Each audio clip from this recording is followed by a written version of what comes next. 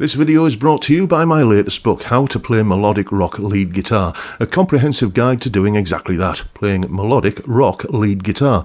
This is not just some collection of scale patterns and tabs, although you do get plenty of those, but you also get an entire chapter on how to come up with your own licks, as well as video content, tutorials and demonstrations, loads of jam tracks, and all the way through I'm encouraging you to expand your fretboard knowledge and showing you how you can think in a more musical and melodic way. Check out the link in the description for more details. Hello chaps, welcome once again to John Robson Guitar Tuition. As always, I do hope you're well. As I'm sitting recording this video, it is, let me just have a look, the 16th of September, and about 8 weeks ago, give or take a couple of days, this guitar arrived at Robson Towers. You've seen it in a bunch of videos lately, and most of you, unless you're a new viewer, know what this guitar is. It's a homage to, it's a tribute to the Jeff Beck Tele Gib, that famous instrument that Seymour Duncan built for Jeff in the early 70s. Always loved the look of that guitar, and earlier this year, back in February, I commissioned Agrajag Guitars in Middlesbrough, link in the description, to build me this guitar. It was going to be a one-off custom build, you know, kind of basically starting with raw lumps of timber and then kind of ending up with something like this. But then James at Agrajag pointed out I could save a significant amount of money by using a fender neck and I think this is a Hosco body, swamp ash body, maple fender neck, fretboard edges have been rolled, 22 jumbo stainless steel frets installed.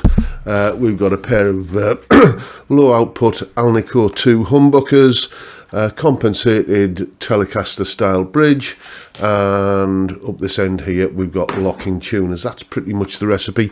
5-way selector switch, bridge humbucker, inner 2 coils, very stratty kind of sound, both humbuckers, outer 2 coils for more of a telly kind of sound, and neck humbucker. Then on the tone control, a little push switch that is, it's called a blower switch. Basically, when you hit that, no matter where you've got the volume control or the pickup selector set, it's straight to the bridge pickup, full throttle, straight to the output.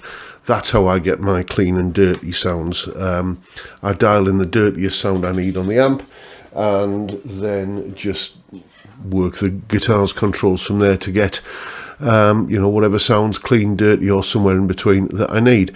As I say, this guitar turned up about 8 weeks ago, and you know, I've been waiting for it since February. It was July when it arrived. Been waiting for it since February, and it was just like, you know, I was doing that thing where, being a middle-aged man, you know, you have to get up occasionally during the night in the wee small hours to answer the call of nature, and after I'd taken care of that business, I'd just kind of pad along the landing into here and open the door, switch the light on, and just have a look at it before I went to bed. Yes, indeed, I was smitten. No surprises there. But what do I think of it after, you know, 8 weeks? Has the novelty worn off? Is it just one of the guitars in regular rotation? Well, we'll talk about that right after we've heard how it sounds once again in a mix.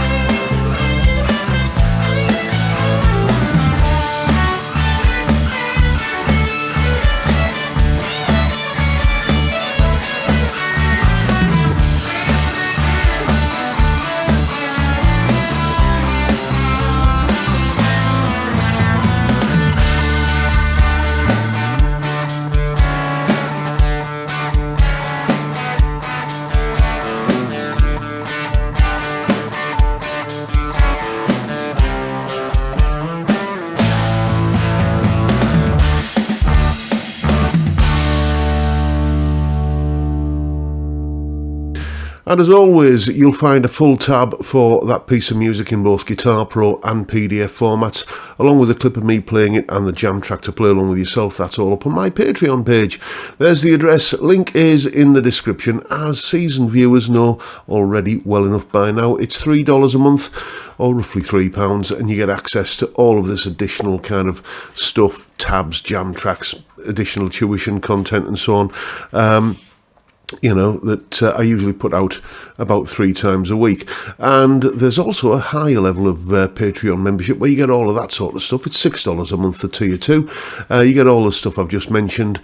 Plus, you get a twice monthly Zoom hangout with me and the other tier 2 chaps. You get a weekly blog post, and you get a weekly reaction video right here on Patreon as well. So a massive thank you to everyone who supports me in that, or any of the other ways that are all down in the description. A little bit of housekeeping there. I was mentioning the versatility of the pickup selector and that blower switch and all that sort of stuff, and as if to prove that, all of the sounds that you heard in that demo were courtesy of one channel on the Blue Guitar Amp 1 Mercury Edition, namely the Vintage channel, which has a really kind of nice Marshall-y kind of vibe to it, and just a little bit of delay and reverb added in the mixdown in Reaper.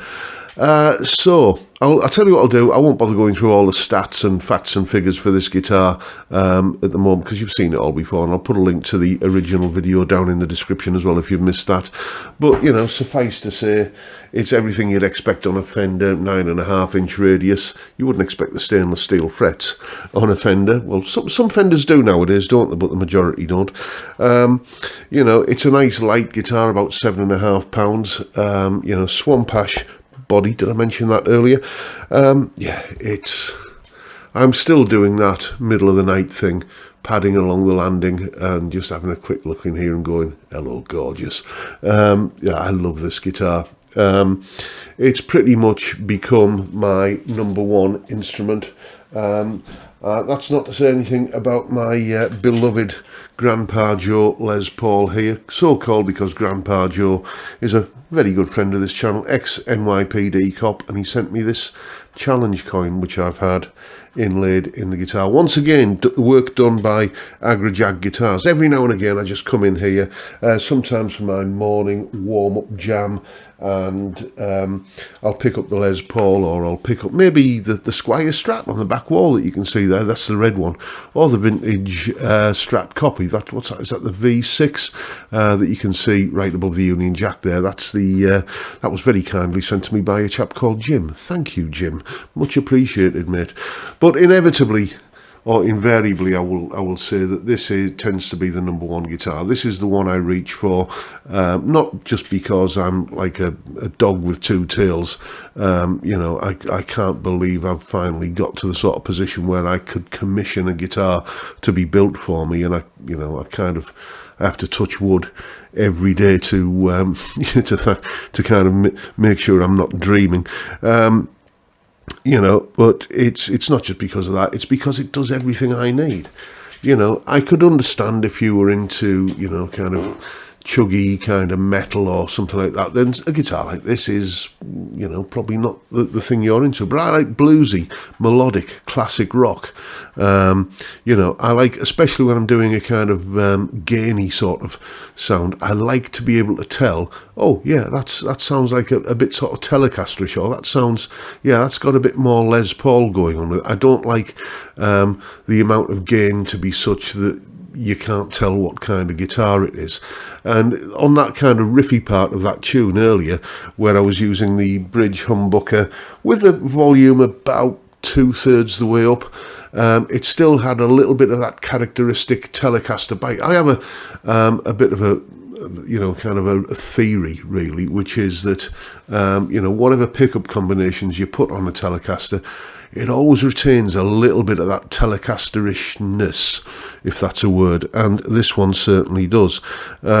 Yeah, I absolutely love this guitar. It does kind of as high again as I need to go for my requirements. As I say, bluesy, classic, melodic rock kind of stuff. It does that with aplomb, and then just from the guitar's volume control, I can get, you know, kind of clean single coil sounds with a, you know, I can do sort of Knopflery sort of stuff on this, and Gilmore-ish kind of stuff, you know, and then just at the flick of a switch or the push of a button, I can, you know, if I had any hair, I could throw it back and, you know, and have a little bit of a Gary Moore moment, at least in terms of the tone. I don't know about the ability. But yeah, absolutely love this guitar. 2 months on, the dust has settled. The novelty has kind of worn off a little bit. I doubt if it ever will fully. But, you know, 2 months on, it's still the guitar I reach for every day. How much did this guitar cost me? Well, about the same. I did get a little bit of a discount off James at Agrajag. I'm not going to lie, and I guess that makes this a sponsored video, so I'll remember to tick that box when I'm uploading this particular offering. But, you know, even with that bit of a discount, it came in about the same sort of price as a Fender American Professional. So, you know, if you've got a sum of money burning a hole in your pocket and you're looking to buy a new guitar, why not get something made? You know, if you've got that sort of cash going, you know, and let's face it, you know, it's not, I mean, those guitars like the Fender American Professionals, they do sell, you know, so somebody's buying them. And if you're one of the people that is, and you want something a bit special, why not go this route instead? It's, you know, oh, but the Fender will have the resale value and everything. Yeah, that's irrelevant. You're buying a guitar like that, it's going to be the guitar that you keep, you know, till they put you in a box, isn't it? You know, so if that's the sort of way that you're looking at it, get in touch with James at Agrajag and get him to build you your dream guitar, because he's made a damn fine job of building mine. So there you go. That is the long-term, hardly unbiased, it has to be said, review of my little homage to my tribute to the Jeff Beck Tele Gib as built by James at Agrajag Guitars. I am absolutely over the moon with this guitar. I couldn't be happier, and I just thought I'd give you this little update. Hope you've enjoyed the video and found it entertaining, and you know, anything else positive that you might want to say about it. And if that's the case, please hit the subscribe button and the notification bell if you haven't already done so. And why not drop me a like as well while you're at it. Don't forget, of course, the live stream every Friday, 5 PM UK time. We drink beer and we chat. And can you think of a better way to kick off a weekend than that? I can't. I'd love to see you there if you can make it. But for now, I'll bid you all a good day and say thank you so much for watching. Thank you for your time. Look after yourselves, folks. Stay well, stay safe, and above all, stay sane. Bye for now.